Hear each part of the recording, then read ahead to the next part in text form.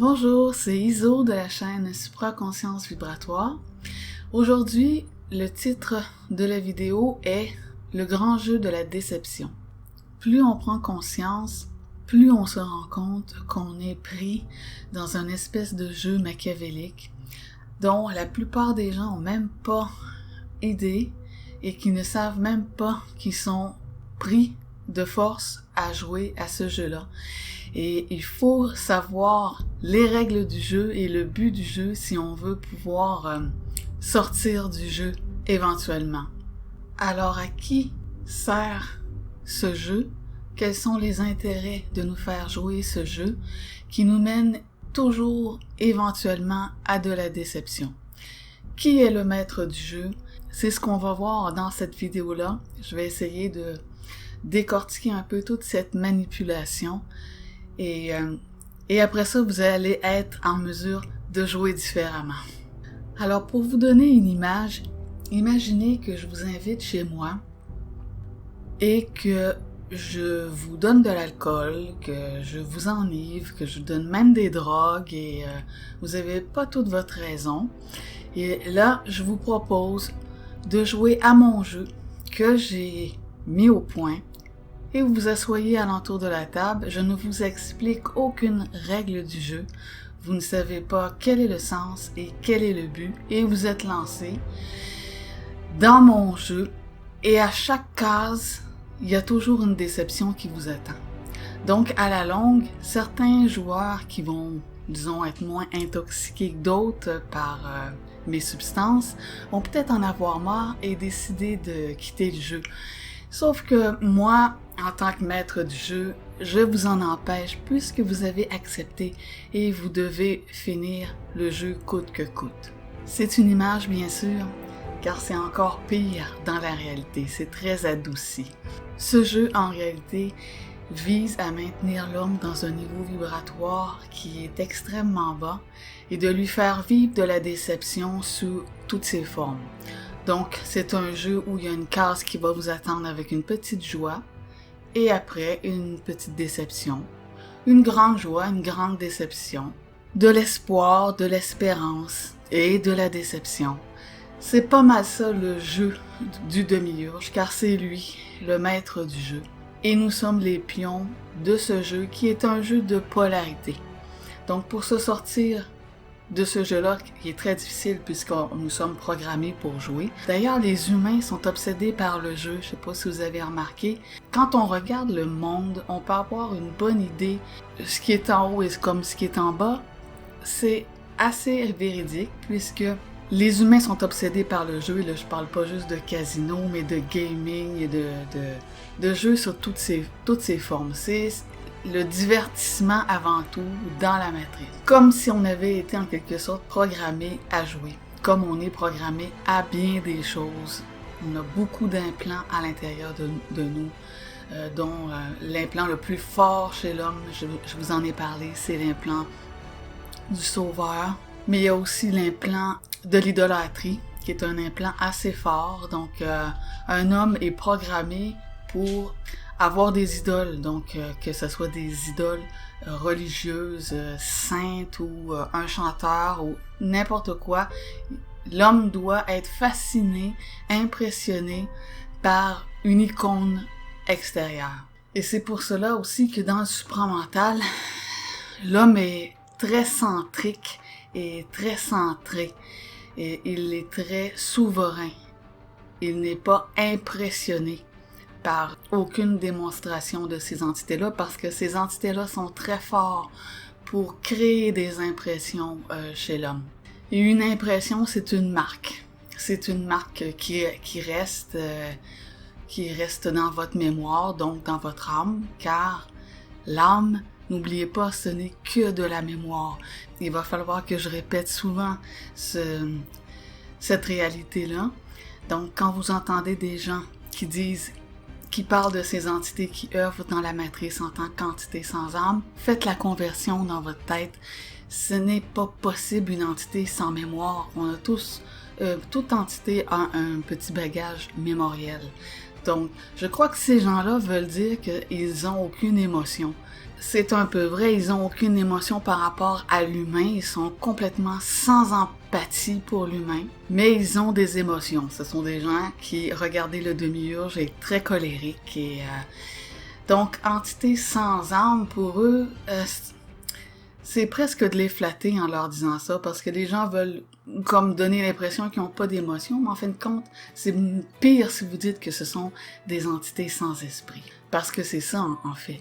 Ces entités-là se sont coupées du plan de la lumière. Ils n'ont pas accès au plan morontiel et vivent que de mémoire et que d'âme, et veulent faire de l'homme leur réplica, c'est-à-dire que les archontes, dans leur agenda, veulent faire de l'homme des futurs archontes qui vont vivre que d'âme et de manière assez robotisée. D'ailleurs, tout ce qui est transhumanisme, puçage, implantation, que l'élite pour calquer, pour faire un peu comme leur maître, tout ça mène vers ce triste dessein qui attendent les hommes dans des prochaines matrices. Alors n'oubliez pas que l'humanité est infectée par ces parasites mentaux qu'on appelle des archontes. Ce sont des parasites qui superposent leur mental au nôtre. C'est pour ça qu'on dit que la pensée vient d'ailleurs, car ils ont complètement englobé l'homme. Et l'homme n'est pas maître de ses pensées. Il est coupé de son droit à la télépathie. Et la glande pinéale est hors fonction parce que eux brouillent les ondes avec leur magnétisme. Vous devez savoir que l'astral, c'est polarisé magnétiquement. Tout ce qui se dégage de l'astral est magnétique. D'ailleurs, la Lune a pour fonction justement de nous bombarder avec le plus de magnétisme possible pour pouvoir fortifier cette astralité chez l'homme. Au contraire du plan morontiel, qui lui est un plan électrique et qui vient électrifier l'homme. Quand il y a fusion avec l'ajusteur de pensée, l'homme est électrifié. Le monde de la mort, le monde de l'astral, lui passe par le sang. Dans le sang, il y a la mémoire de l'homme, l'âme si vous voulez, et il y a aussi beaucoup d'autres choses qui les intéressent royalement, sans vouloir faire de vilains jeux de mots. Et tandis que le monde systémique passe par le système nerveux central de l'homme. Donc, c'est deux courants totalement différents. D'ailleurs, il y a quelqu'un qui m'a posé la question sur le blog pour la montée du Kundalini. La montée de la Kundalini, c'est une montée magnétique qui part du bas et qui va vers le haut, tout le long des chakras. C'est le contraire d'une fusion. On dit que le supramental descend sur l'homme, donc c'est un courant électrique qui vient ajuster tous les corps subtils et c'est vraiment deux choses qui sont différentes. Donc le grand jeu de la déception. Vous allez voir dans vos vies que vos programmations, qui égalent vos limitations, vous apportent toujours d'une façon ou d'une autre un certain type de déception.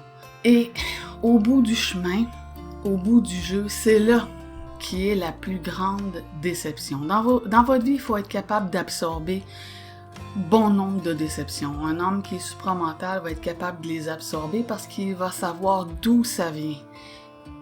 Il va savoir que ça fait partie du jeu, justement, et il donnera pas d'importance, il embarquera pas, comme on dit en québécois, il donnera pas de son énergie émotivement et émotionnellement à ces déceptions-là. Il va rester neutre et observateur. Parce que c'est un jeu de polarité. Si vous arrivez à vous dépolariser, ces entités-là vont avoir beaucoup de mal avec vous parce qu'ils fonctionnent. C'est un jeu de polarité, que vous soyez sur une case blanche ou sur une case noire, positif ou négatif, ça n'a pas d'importance. Il faut que vous soyez polarisé. D'ailleurs, il y a quelqu'un qui avait fait une NDE et qui avait rencontré le demi-urge qui s'était targué à cette personne-là, qui était très fière de sa matrice et qui avait besoin de lui dans la prochaine réincarnation pour être un guerrier de la lumière, un soldat de la lumière pour le bien, pour la justice, pour amener une certaine pacification sur notre plan.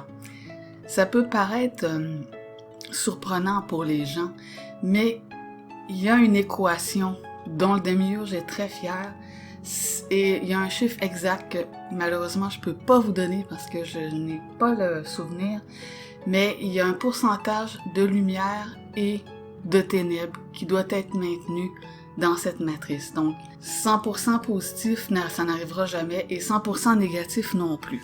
Donc ces entités-là ont besoin des gens qui vont prier, qui vont méditer pour la paix, ils en ont besoin. Et de l'autre côté, il y a les autres qui font l'autre côté de la polarité. Un homme qui est conscient de ce jeu-là est beaucoup moins impliqué dans tout ce qui se passe dans la matrice et le regarde avec un œil complètement différent. Alors vous savez que ces entités-là sont infectées, ont été infectées volontairement par ces archontes-là. Dans leur cas, c'est un partenariat, c'est-à-dire que il est dit qu'au tout début, il y avait une zone en périphérie de notre univers, un nid d'archontes, c'est comme ça qu'on le dit, et c'était une zone interdite. Ces archontes-là, qui sont des êtres très avancés technologiquement, qui sont les premiers en fin de compte à avoir habité notre univers, c'est pour ça qu'on les appelle archontes, qui vient de archaïque, qui veut dire ancien, mais qui veut aussi dire maître et dirigeant. Alors ces anciennes entités-là se sont détachées volontairement du plan de la lumière, ont trouvé le moyen d'être autonomes en parasitant et en étant des prédateurs de l'énergie d'autrui, et ils ont une technologie qui est incroyable, qui fait l'envie de bien des entités, dont certaines lignées reptiliennes qui se sont associées volontairement et sont allées dans cette zone interdite, dont notre fameux démiurge, pour se faire infecter. L'infection, c'est justement une superposition du mental de l'archonte sur le mental de la proie. Et dans tout cas d'infection, il y a un dénominateur commun, c'est le traumatisme. Donc ces entités-là sont revenues de cette zone-là, infectées et traumatisées. Ils ont répété le processus sur nous de façon imposée. Alors nous sommes aussi infectés à différents degrés et traumatisés. Polytraumatisés. De la naissance à la mort, on subit de multiples traumatismes, de vie en vie, de multiples traumatismes qui laissent des empreintes justement sur cette âme qui est une mémoire et qui fait que nous développons une mémoire planétaire qui nous éloigne de plus en plus de notre mémoire cosmique. Je parle souvent de l'âme d'une façon un peu péjorative, mais en fin de compte, l'âme est très nécessaire et elle doit s'unifier à l'esprit, mais c'est le noyau de l'âme qui doit s'unifier à l'esprit. Donc tout ce qui est mémoire planétaire, qui est traumatisme, qui est une fausse mémoire, comme je vous avais déjà fait l'analogie entre de la mémoire vive versus de la mémoire morte d'un ordinateur, c'est la même chose dans notre cas. Donc il faut aller prendre contact avec cette mémoire vive qui est une mémoire qui nous appartient et essayer de purifier le plus possible de mémoire planétaire qui est de la fausse mémoire, de la mémoire stérile, traumatisante, d'expérience. L'âme ne vit que d'expérience et ces entités-là se sont rendues compte que l'âme n'avait pas la capacité de s'auto-corriger. Donc tout bénéf pour eux, peuvent remettre toujours l'âme dans le cycle des réincarcérations ou des réincarnations et l'âme jamais ne va s'auto-corriger parce qu'elle est coupée de l'intelligence de son esprit tout simplement.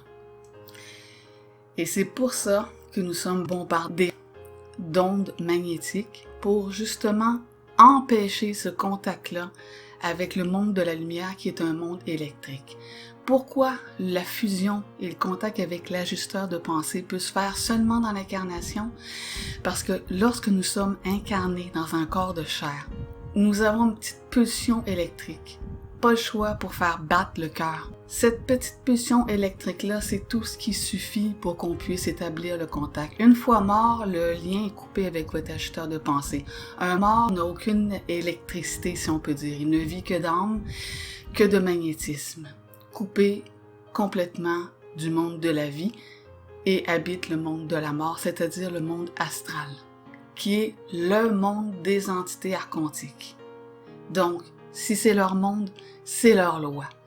Et il faut connaître les lois qui font encore partie du grand jeu de la déception. Puisque ces lois-là sont, comme je vous le dis, je vais vous le répéter, sont des lois anti-hommes. Ce que ça veut dire, c'est que tous ceux qui sont dans le monde astral, que ce soit des guides, que ce soit des anges, archanges, parce que oui, ange, archange, c'est astral. Ce sont des archontes qui prennent des rôles. Donc, c'est tiré à pile ou face. Qu'est-ce que tu vas être aujourd'hui, un ange ou un démon? Il faut pas vous laisser berner par cette polarité. Ils travaillent tous pour le même agenda, un agenda astral qui est de maintenir l'homme dans la plus grande confusion et la plus grande ignorance qui soit. D'ailleurs, quand vous prenez contact avec les plans de la lumière, avec votre esprit, votre ajusteur de pensée, votre intelligence, votre lumière, vous devenez de plus en plus conscient. Et l'intelligence peut passer à travers vous et vous devenez ce que moi j'appelle un gnostique, c'est-à-dire quelqu'un qui sait. Rien de plus dangereux pour ces entités-là qu'une entité qui sait, parce que vous êtes beaucoup moins manipulable. Et quand je vous dis que ces gens-là, ces êtres-là, ces entités-là aiment créer des impressions, chez l'homme, vous allez tous passer par des démonstrations. Moi, ce que j'appelle des démonstrations là, astrales. Moi, j'aime pas beaucoup parler de mes expériences personnelles, mais là, je vais juste vous glisser un petit mot pour vous faire voir un peu, parce que les gens confondent la lumière et source d'éclairage. Quand je parle de la lumière, moi je parle d'information, d'intelligence et non de source d'éclairage. C'est pour ça qu'on se fait souvent berner et piéger et duper, parce que eux, avec leur fausse lumière astrale, ils nous aveuglent avec une source d'éclairage. Quand vous décorporez le tunnel, qui est une lumière, et en plus, c'est une lumière astrale qui provient de votre propre énergie, hein. Il faut le savoir. Ils dépensent aucune énergie, ces gens-là. Ils prennent votre énergie et la réinvestissent. Ce sont des espèces de banquiers occultes. D'ailleurs, si vous étudiez le système financier et économique et des banques, vous allez en connaître plus sur les archontes parce qu'ils fonctionnent sur le même système. D'ailleurs, c'est eux qui ont établi ce système-là ici. Donc, ces personnes-là sont très avares énergétiquement. Ils vont se servir de votre énergie pour la retourner contre vous. Donc, cette lumière que vous voyez, c'est votre propre lumière, mais c'est une lumière impure puisque astrale. Et pour en revenir à mon expérience personnelle, qui est une démonstration de notre fameux demi-urge où je l'avais vu assis sur son trône, émanant d'un halo de lumière incroyable. Cet être irradiait de lumière tellement que ça sortait par ses yeux. Imaginez une personne, il y a même pas 300 ans, 100 ans, qui est en l'ignorance, va tomber à genoux littéralement devant cette vision-là. Il faut pas se laisser impressionner, ce n'est que de la poudre aux yeux et ça me fait penser à la scène finale du Magicien d'Oz. Vous savez, le fameux film Le Magicien d'Oz où, en dernier, les personnages du film rencontrent le fameux magicien et en fin de compte se rendent compte que c'est quelqu'un, c'est un petit bonhomme derrière le rideau qui actionne des manettes. C'est en plein ça. Donc, un homme conscient qui va dans l'astral, il est déjà là dans l'astral, il faut aller forcer les portes. Hein. Il faut les défoncer, les portes. Un homme conscient les défonce. Sinon, vous en allez dans l'astral et ils vous montrent ce qu'ils veulent. C'est du décor de carton-pâte. Faut vraiment aller derrière le rideau, voir ce qui se passe et voir les effets, comment est-ce qu'on appelle ça, les effets spéciaux, on va dire. Et c'est pour ce que je vous parle souvent d'avoir de l'identité et d'avoir de l'autorité. C'est important d'avoir de l'identité. Faites attention, ce n'est pas de vous identifier. Ça, il faut pas le faire. Il faut s'identifier à rien dans la matrice. D'ailleurs, les étiquettes, c'est très dangereux de cristalliser une forme.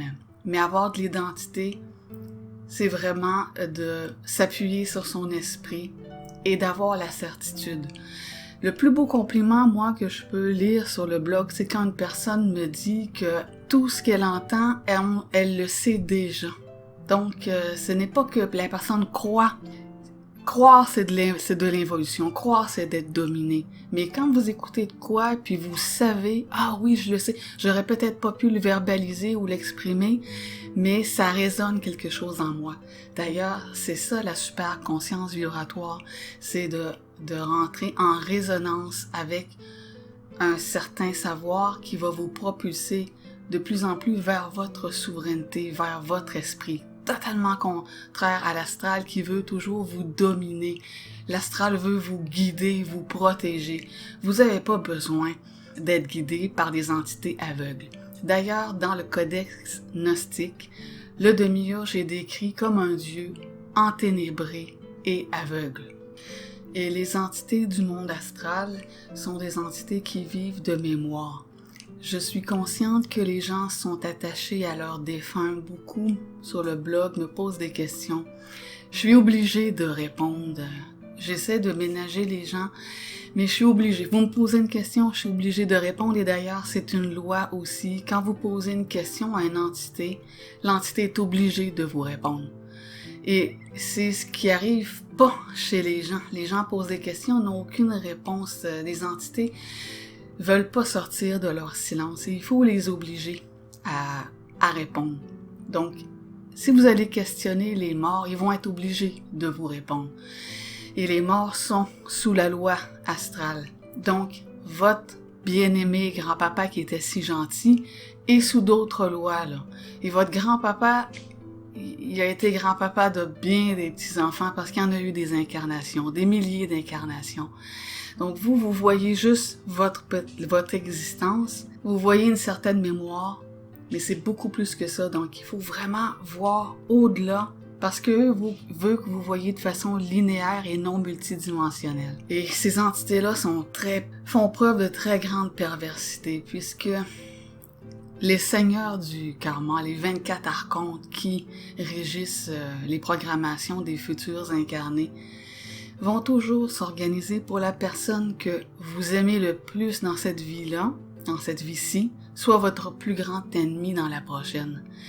Ils en retirent un vilain plaisir, mais il faut le voir, il faut le savoir, et comme ça, vous allez devenir plus mental. Vous allez aimer tout le monde. L'homme, plus vous êtes dans le supramental, plus vous aimez l'homme. C'est les entités derrière qui l'influencent, que là, vous allez aimer moins et auquel vous allez faire une guerre. L'homme conscient continuellement en guerre contre l'occulte et contre ces gens-là pour pouvoir justement protéger son territoire mental. Ces gens-là veulent envahir votre territoire mental en vous bombardant de pensées, des pensées qui vous font souffrir, qui vous amènent vers le passé, le futur ou dans des scénarios pas possibles. Stop, vous devez filtrer ça. Ce n'est pas vous, c'est une entité. La pensée vient d'ailleurs. Faut vous le répéter à tous les jours. Quand vous avez vraiment intégré ce concept-là, vous allez voir que ça va s'éclairer pas mal dans votre mental. Et ils vont geler, ces entités-là gèlent quand vous les identifiez en quelque sorte. Et ça va aller encore plus loin selon votre niveau de fusion. C'est qu'à un moment donné, vous allez être capable même de geler une entité. On ne peut pas faire mourir personne. Hein? Des fois, les gens veulent flaguer les archontes. La mort n'existe pas. On ne peut pas éliminer personne. Mais on peut faire pire. On peut les changer de temps. Donc moi, quand une entité vient essayer de me perturber, une entité astrale, ça l'arrive. Une entité de défunt, ça n'arrive plus. Aujourd'hui, c'est carrément les archontes qui viennent et je vais être honnête avec vous, j'arrive pas à les faire changer de temps, ces gens-là. Et c'est ce qu'ils ont fait avec nous. Ils nous ont mis prisonniers d'une boucle spatio-temporelle. Eux nous ont changé de temps. On est prisonniers d'un temps. C'est pour ça qu'on est déconnecté avec tout le reste du cosmos, parce qu'on est dans un temps fictif. Ce serait le mot. Donc, quand vous avez assez d'autorité et assez de puissance, vous pouvez changer une entité de temps. Et ça, c'est vibratoire. Donc, vous la gelez, vous la changez de temps. Elle se retrouve dans une autre dimension. Donc, or, elle ne peut plus vous nuire. Et c'est ce que la guerre énergétique entre ces entités-là, c'est ce qu'ils font. Hein. Ils se changent mutuellement de temps parce qu'ils ne peuvent pas se tuer. Ils ne peuvent pas... la forme peut la forme peut changer et la forme change automatiquement que vous passez d'un temps à un autre puisque chaque temps a ses lois. Alors vous savez que nous sommes dans un grand jeu et qu'il faut être capable d'absorber un minimum de déception sans les motiver. Et vous allez pouvoir jouer ce jeu-là différemment, c'est-à-dire que vous allez vous sortir de la polarité. Vous savez, le demi-urge a mis dans son jeu ce que moi j'appelle des bacs à sable. Il en a mis une flopée. Un bac à sable dans laquelle vous pouvez aller jouer. Jouer très longtemps, jouer de vie en vie, ou vous pouvez passer d'un bac à sable à l'autre. Lui, ça ne le dérange pas du tout. Donc, vous pouvez avoir un bac à sable de spiritualité, un bac à sable de religion, un bac à sable ufologie, archéologie interdite, paranormal, occulte, n'importe quoi, pourvu que vous vous amusiez dans le bac à sable et pendant ce temps-là, vous n'êtes pas en contact avec votre esprit et vous pensez, donc vous êtes continuellement désinformé parce que de la pensée, c'est de la désinformation automatique. Par contre, quand vous avez un contact télépathique avec les plans de la lumière, ça devient une communication. C'est d'un autre niveau. Donc, vous ne vous laissez plus influencer, vous êtes conscient de ce qui vous traverse, vous savez d'où ça vient. Je vais en profiter pour répondre à une question qui revient tout le temps sur le blog. Comment on fait pour discerner une pensée, puisque ça vous parle pas télépathiquement, mais c'est une télépathie que vous avez, mais subjective. C'est-à-dire que c'est une pensée qui vous vient. Vous savez pas d'où cette pensée-là vient. Est-ce que c'est mon ajusteur? Est-ce que c'est des entités astrales? Si la pensée vous fait souffrir, qu'elle est stérile, qu'elle vous apporte dans le passé, dans le futur, qu'elle vous fait faire des scénarios, c'est astral. Une pensée qui est intelligente, créative, c'est une pensée qui vient des plans mondiaux. Donc après ça, c'est à vous de savoir ce que vous allez garder, ce que vous allez rejeter. Et plus vous allez rejeter de pensée astrale, plus ces entités-là, à un moment donné, vont se lasser, ils vont s'en aller d'eux-mêmes. Vous allez voir que vous allez penser de moins en moins de conneries, si je peux dire, excusez-moi. Et après ça va être plus clair, plus intelligent, mais moins émotionnel. Parce que les entités systémiques sont des entités complètement prépersonnelles. Ce ne sont pas des gens qui vous guident, je le répète, ni qui vous sauvent, mais ce sont des alliés qui vous accompagnent et qui font le pont entre vous et votre esprit. Vous ne pourriez pas vous connecter avec votre esprit sans votre ajusteur, vous seriez pulvérisé. Donc, il agit comme un genre de transformateur. Et plus vous vous ajustez vos corps, plus vous développez votre corps éthérique, qui est votre corps de gloire, qui est un véhicule qui vous permet d'aller dans ce monde-là après. C'est un corps qui se construit, hein? On construit ce corps-là avec la prise de conscience. Donc, lui vous aide à construire votre corps éthérique. Et d'ailleurs, petite anecdote, souvent, il me dit des choses que je peux pas concevoir. Il me dit, ça me donne pas la peine de te dire ce truc-là. Ton cerveau éthérique n'est pas assez développé pour comprendre cette notion-là, qui est très technologique ou très scientifique ou très hors matrice. Donc, ce corps-là nous permet d'absorber des notions qui sont d'un autre monde, mais aussi de pouvoir se véhiculer dans ces mondes-là, dans ces plans-là de la lumière, parce que le corps astral, lui, est conçu pour se véhiculer dans l'astral seulement. Pour terminer avec le phénomène de la pensée, je vais vous laisser avec une image qui va peut-être vous aider à mieux comprendre le phénomène. Les gens sont comme des postes radiophoniques, comme des postes de radio. Imaginez un poste de radio posé sur une étagère qui penserait que c'est lui qui parle, qui produit les émissions radiophoniques, alors que c'est un animateur dans une station qui est derrière son micro et qui fait son émission. Le poste de radio ne fait que capter telle ou telle station. Il synchronise telle ou telle émission. Ce n'est pas la boîte de radio qui parle, mais quelqu'un dans un studio derrière un micro. Les gens sont pareils. Ils pensent que c'est eux. qui parlent, c'est eux qui génèrent la pensée quand ils sont que des postes émetteurs-récepteurs, c'est-à-dire qui captent telle ou telle station.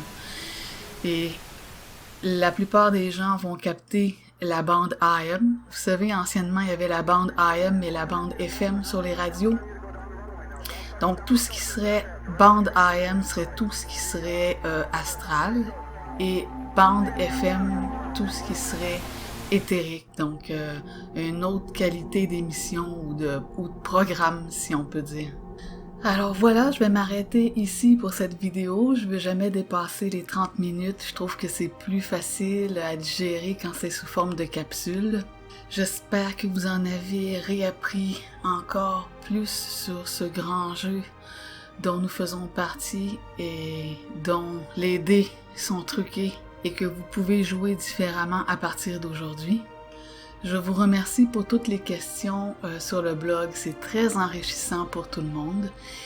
Petit aparté, faites attention avec qui vous partagez ces vidéos-là.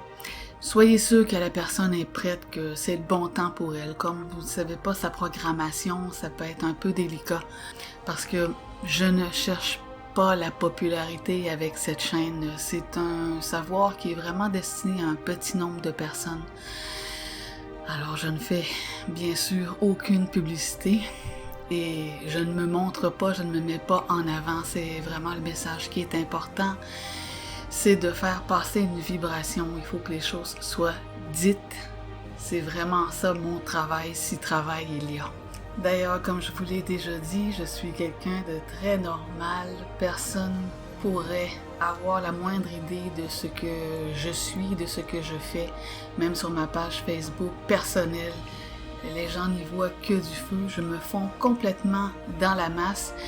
Et les gens, justement, qui sont dans le supramental, ne sont pas des hurluberlus qui vont nu-pieds avec une toche blanche. Là. On est des gens qui fonctionnent dans la matrice, qui est capable de parler avec les gens sans leur éclabousser notre savoir. Moi, jamais je ne dis rien, jamais. Si quelqu'un me pose une question, seulement. Sinon, j'ai pas le droit, même si j'ai accès à leur programmation parce que j'ai un contact télépathique, je n'ai pas à aller interférer dans leur temps. Donc c'est ça la grande différence. Alors je vous laisse pour cette vidéo-ci et je vous dis à bientôt pour une prochaine vidéo. Merci beaucoup, au revoir.